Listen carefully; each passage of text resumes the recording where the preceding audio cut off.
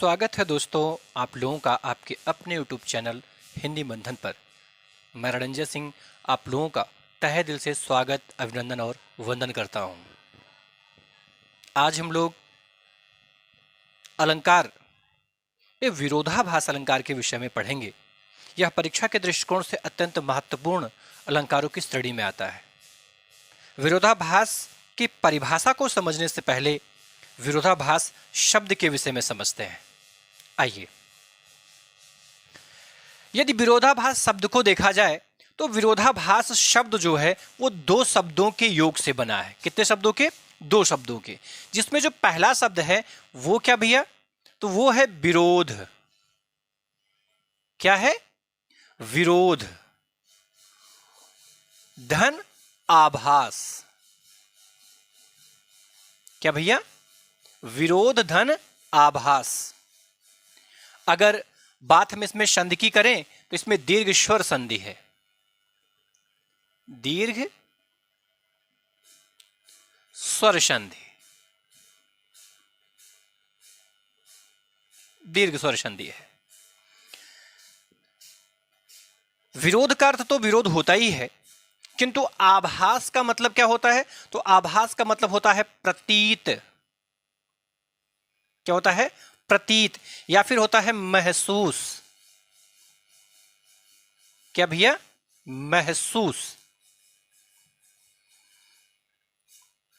कहने का मतलब यह है कि विरोधाभास अलंकार के अंतर्गत विरोध का आभास होता है, विरोध प्रतीत होता है कि उसमें विरोध हो रहा है, जबकि विरोधाभास में विरोध का आभास तो होता है, विरोध होता हुआ महसूस तो होता है, किंतु वास्तविक विरोध नहीं होता है। जबकि वास्तविक विरोध नहीं होता है। तो आप लिखेंगे, जब काव्यगत पंक्ति में विरोध का आभास तो हो,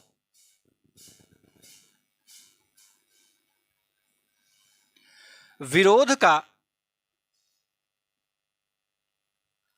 आभास तो हो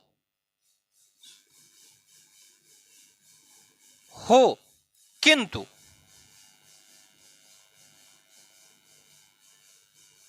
वास्तविक विरोध ना हो, किंतु वास्तविक विरोध ना हो।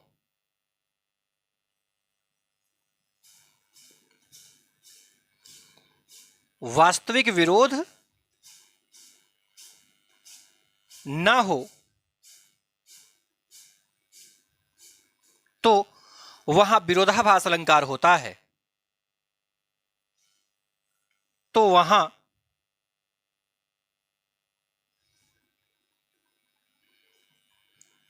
विरोधाभास अलंकार होता है।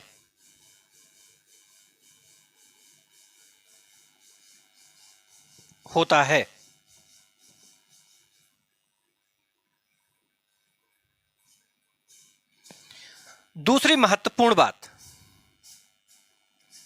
पहचान।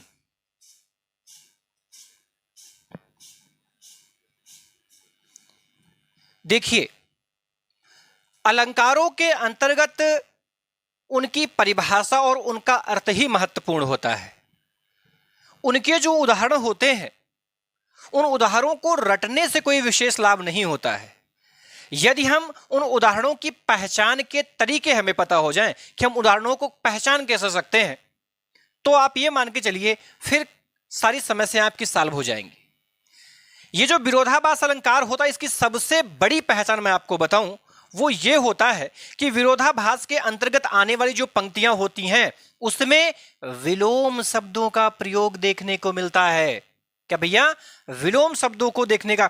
लिखेंगे आप, इस अलंकार में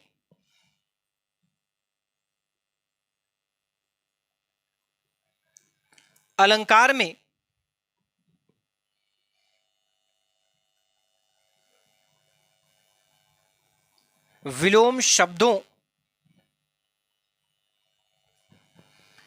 या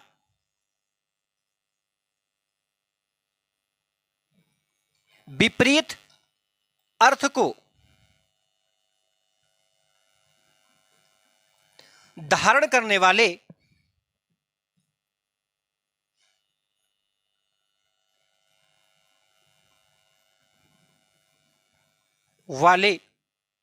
वाक्य खंडों का प्रयोग होता है।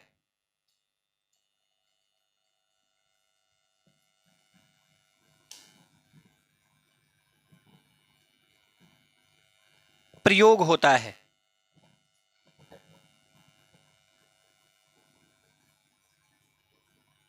बस यही इतना आपको दिमाग में सेट करना आपने। अगर ये आपके दिमाग में चलता रहे, फिर विरोधाभास के अंतर्गत आने वाले जितने भी उदाहरण हैं आप उन्हें बड़ी सुगमता पूर्वक पहचान सकते हैं। एक बार फिर से इनको समझेंगे हम। यदि आपसे पूछा जाए ये जो विरोधाभास शब्द है वो कितने शब्दों से मिलकर बना है, तो विरोधाभास शब्द जो है वो दो शब्दों से मिलकर बना है। एक है विरोध और एक है आभास।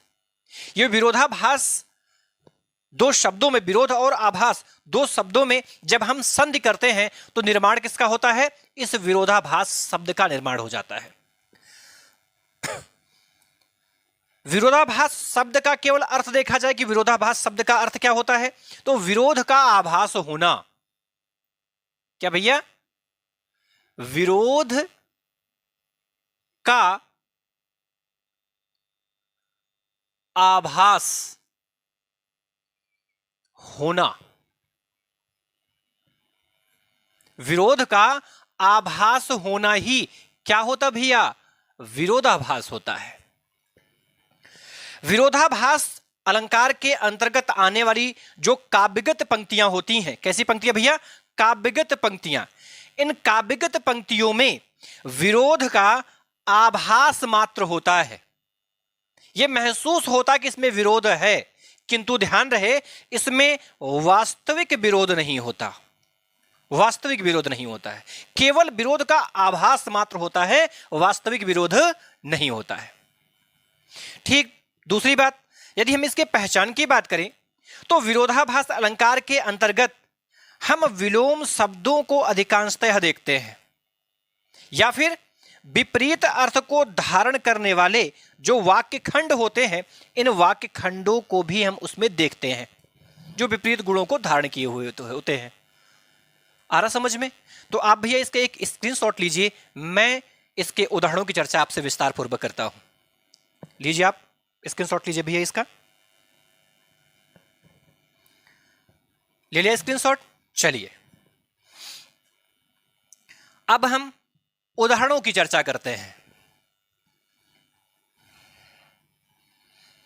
बहुत ही प्रसिद्ध उदाहरण है।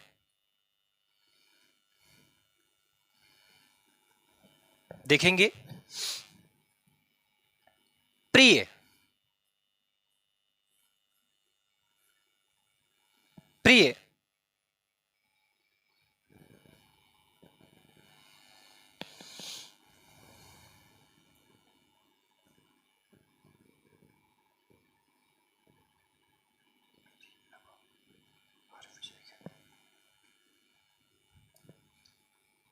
मेरी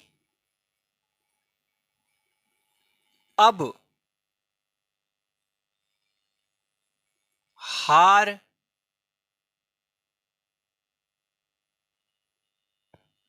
विजय क्या?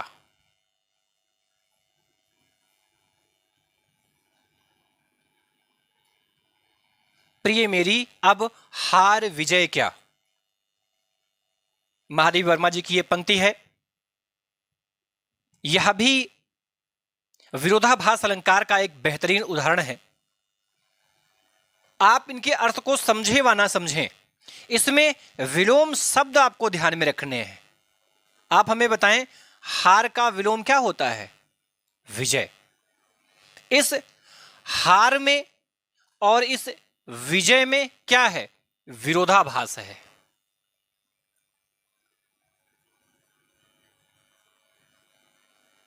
विरोधाभास है, विरोध का आभास हो रहा है। अब उनके लिए हार और विजय में कोई अंतर नहीं है। ठीक है, तो यहां पर विलोम शब्दों का प्रयोग होता है कहां? विरोधाभास अलंकार के अंतर्गत आने वाले उदाहरणों में। तो पहला उदाहरण ये, दूसरा उदाहरण ये भी बहुचर्चित उदाहरण है,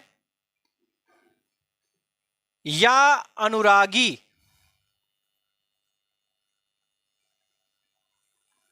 चित्त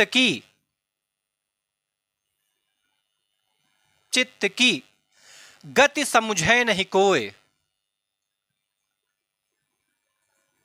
गति समुझे नहीं कोय।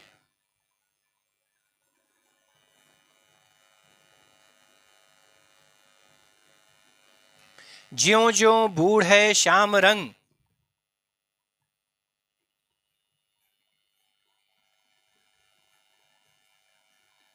ज्यों ज्यों बूढ़े श्याम रंग,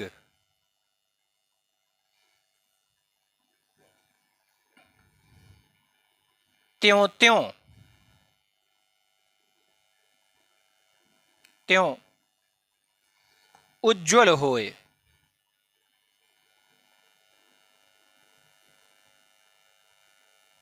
होए, ठीक है। आप इन पंक्तियों का अर्थ समझे व ना समझे वो बाद का विषय वस्तु है। आप कुछ ऐसी विशेष चीजें हैं जिन्हें देखते ही आप जान सकते हैं। अब आप हमें बताएं, श्याम का अर्थ क्या होता है? तो श्याम का एक अर्थ होता है भैया काला। क्या अर्थ होता है? काला। और उज्ज्वल का अर्थ क्या होता है? सफेद। क्या होता है भैया? सफेद। तो काला का विलोम क्या होता है? सफेद। ठीक वैसे ही श्याम का विलोम क्या होता है? उज्ज्वल होता है। तो मैंने कहा आपको श्याम का अर्थ या उज्ज्वल का अर्थ आए वो एक अलग का विषय वस्तु, आए व ना आए, लेकिन आपको विलोम शब्द देखने के लिए मिलेगा। यहां भी श्याम का विलोम होता है उज्ज्वल, ठीक जैसे काला का विलोम होता है सफेद। ठीक हार का विलोम क्या होता है? विजय। तो इन पंक्तियों में आपको विलोम शब्द देखने के लिए मिल रहे हैं।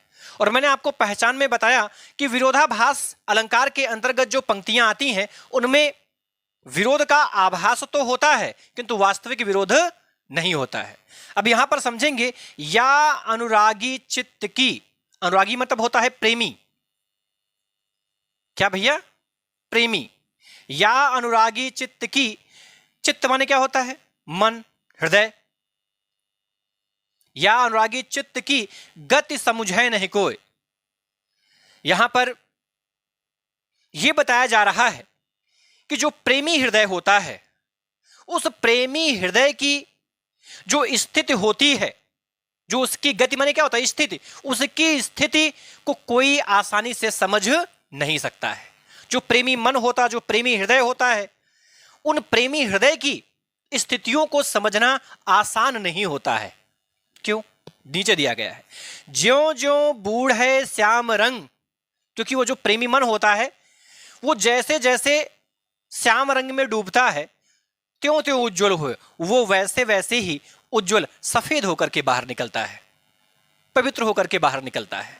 अब एक बात सोचिए आप कि कोई भी चीज आप विरोध किससे समझिए।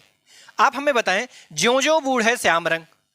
आप हमें बताएं, यदि किसी भी वस्त्र को हम काले रंग में डुबोएं तो काले रंग में डुबोने के बाद में जब हम उसे बाहर निकालेंगे तो क्या वो सफेद होगा? नहीं, वरन वो कपड़ा भी काला हो जाएगा। तो लेकिन यहां पर हो क्या रहा है कि ज्यों ज्यों बूढ़े श्याम रंग, ज्यों ज्यों वो काले रंग में कपड़े को डुबाया जा रहा है, कोई व्यक्ति डूब रहा है या कपड़ा या व्यक्ति, कुछ भी कह सकते हैं आप, वो कैसे बाहर निकल रहा है? उज्ज्वल होकर के बाहर निकल रहा है, सफेद होकर के बाहर निकल रहा है। यह विरोध का आभास आपको हो रहा होगा। आपने पढ़ा, आपने देखा तो आपको विरोध जैसा महसूस हुआ, किंतु सत्य क्या है? सत्य समझिए आप। इसका विशेष अर्थ क्या है कि भगवान श्री कृष्ण के प्रेम में पड़ा हुआ जो हृदय होता है भगवान श्री कृष्ण के प्रेम में पड़ा हुआ जो हृदय होता है, जो मन होता है, वो जैसे जैसे भगवान श्री कृष्ण के प्रेम में डूबता जाता है, ठीक वैसे वैसे ही उसका मन पवित्र, स्वच्छ, सफेद, उज्जवल होकर के, धवल होकर के बाहर निकलता है। यहां पर भगवान श्री कृष्ण के प्रेम में डूबने की बात हो रही है, और भगवान श्री कृष्ण के प्रेम में डूबने के बाद में इंसान का मन जो होता है वो पवित्र हो जाता है, स्वच्छ हो जाता है, साफ हो जाता है, धवल हो जाता है और उज्जवल हो जाता है। बात समझ में आया? आप इसका स्क्रीनशॉट लें और इसके अगले उदाहरणों की चर्चा मैं अगले क्रम में करता हूं आपसे।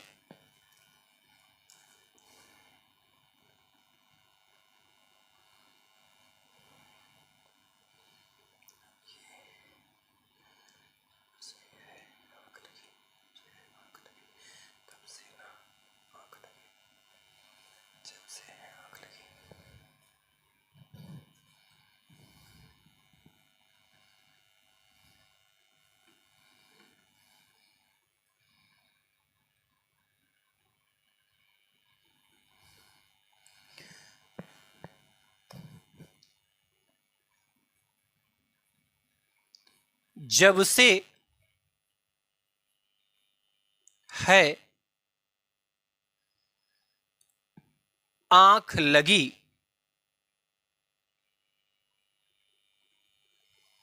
तब से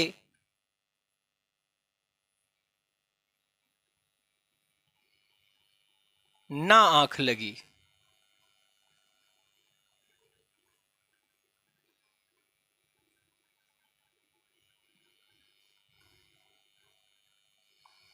अब यहां पर भी आपको विरोध का आभास होगा। कैसे? देखिए, आंखों का लगना और ना आंखों का लगना। यहां पर आंखों के लगने की बात हो रही है पहली लाइन में, और दूसरी में क्या लग रहा है? ना आंखों का लगना, आंखों का ना लगना। भाई, आंखों का बंद होना, आंखों का ना बंद होना, आंख के बंद होने का विलोम आंख का ना बंद होना, आंख के लगना, आंख का लगना। अब आंख के ना लगने, आंख के लगने का विलोम क्या होगा? आंख का ना लगना। अरे भाई, आंख लगना मतलब आंखों का लगना, आंखों का बंद होना, सुकून आ जाना। लेकिन ना आंख लगना, आंखों का ना लगना, आंखों का ना बंद होना। बात समझ में आ रहा है? आंख लगना का विलोम होता है ना आंख लगना। ना आंख लगना ये विलोम शब्द है ना, लेकिन ये विलोम शब्द नहीं है, वरन ये विलोम वाक्य खंड है। ये विपरीत अर्थ को देने वाले वाक्य खंड है। आंखों का लगना, आंखों का बंद होना, ठीक है? आंखों का बंद होना और ना आंख लगना, आंखों का ना बंद होना। इन पंक्तियों में विरोध का आभास हो रहा है, इन दोनों ही पंक्तियों में विरोध का आभास हो रहा है। जबकि हम वास्तविक अर्थ को अगर देखें तो वास्तविक अर्थ थोड़ा सा अलग है। वास्तविक अर्थ क्या है? जब से है आंख लगी, जब से उन प्रेमी और प्रेमियों के जो युगल जोड़े हैं, जब से उनकी आंखें मिली हैं, जब से उनकी आंखें चार हुई हैं, उन्होंने एक दूसरे को देखा है, तब से उन दोनों की आंखों में क्या गिरा? तब से ना आंख लगी, तब से उन लोगों को नींद नहीं आ रही है, चैन और सुकून नहीं आ रहा है। देख रहे हैं? तो यहां पर भी विलोम शब्दों का प्रयोग हुआ है। विपरीत अर्थ को धारण करने वाले जो वाक्य खंड है, उन वाक्य खंडों का प्रयोग हुआ है। अतः इसमें भी कौन सा अलंकार मानेंगे आप भैया? विरोधाभास अलंकार है। बात समझ में आई? चलिए, बड़ी अच्छी बात है।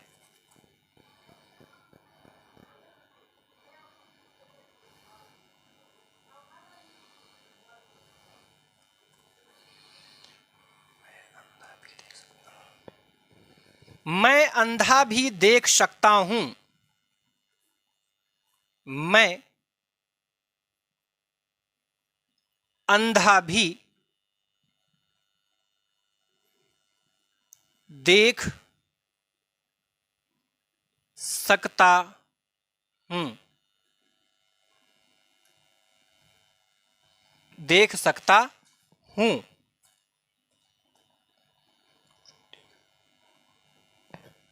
रोती हो, रोती हो तुम रोती हो। अब आप सामान्य अर्थ देखें कि अंधा व्यक्ति जो है वो क्या कह रहा है कि उसे भी दिखाई देता है, उसे भी दिखाई देता है। विपरीत शब्द है ना, अंधे को कुछ भी दिखाई नहीं देता है, किंतु वो देखने की बात कह रहा है कि मैं अंधा भी देख सकता हूं। बताइए, अंधा व्यक्ति देख सकता है? आप हमें बताएं, क्या अंधा व्यक्ति देख सकता है? नहीं, ये विपरीत बात है। अंधा व्यक्ति देख नहीं सकता है। यहां पर अगर हम इसके सामान्य अर्थ को देखें तो मैं अंधा भी देख सकता हूं, अर्थात अंधे व्यक्ति के लिए देखने की जो बात कही जा रही है यह विपरीत अर्थ हो गया, यह विरोधाभास है। जबकि हम वास्तविक अर्थ को देखेंगे तो वास्तविक अर्थ क्या है इसका? वास्तव में महाभारत के युद्ध में जब कौरव और पांडवों का युद्ध हो रहा था तो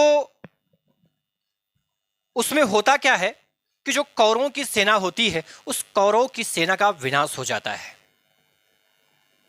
और जो राजा धृतराष्ट्र हैं वो गांधारी से कह रहे हैं।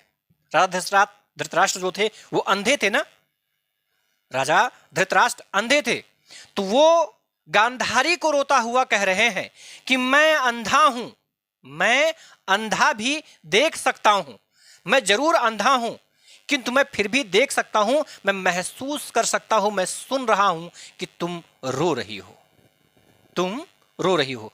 ये महाभारत का अंश है। इसमें राजा धृतराष्ट्र और गांधारी की आपस में परिचर्चा हो रही है। उस परिचर्चा में धृतराष्ट्र कह रहे हैं कि मैं अंधा जरूर हूं किंतु मैं देख सकता हूं कि तुम निरंतर रोए जा रही हो, रोए जा रही हो। यहां पर भी विरोधाभास अलंकार है। ठीक है, आप इसका भी स्क्रीनशॉट लीजिए।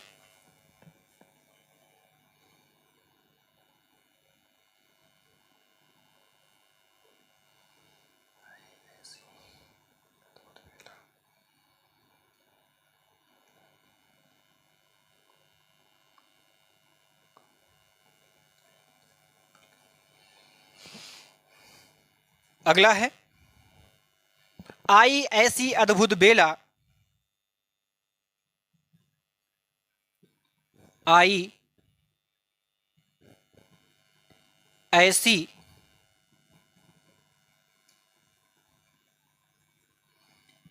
अद्भुत बेला, आई ऐसी अद्भुत बेला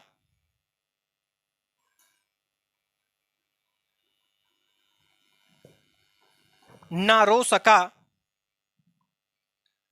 ना रो सका,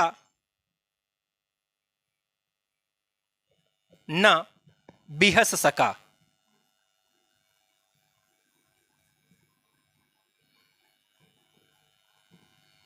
बिहस सका।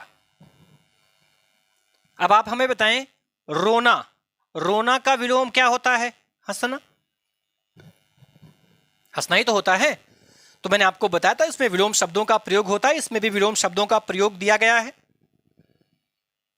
और जब विलोम शब्दों का ना रो सका ना हंस सका, विलोम शब्दों का प्रयोग, रोना का विलोम क्या होता है? हंसना। इसलिए इस पंक्ति में भी क्या होगा भैया? विरोधाभास अलंकार। और इसमें भी क्या होगा?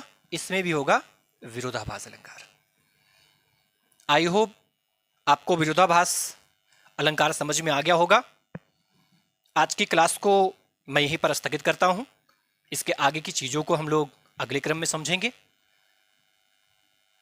लेकिन ध्यान रहे, आप इस चैनल को लाइक करेंगे, सब्सक्राइब करेंगे, कमेंट भी करेंगे और ज़्यादा से ज़्यादा अपने मित्रों के पास में शेयर करने की कोशिश करेंगे। धन्यवाद।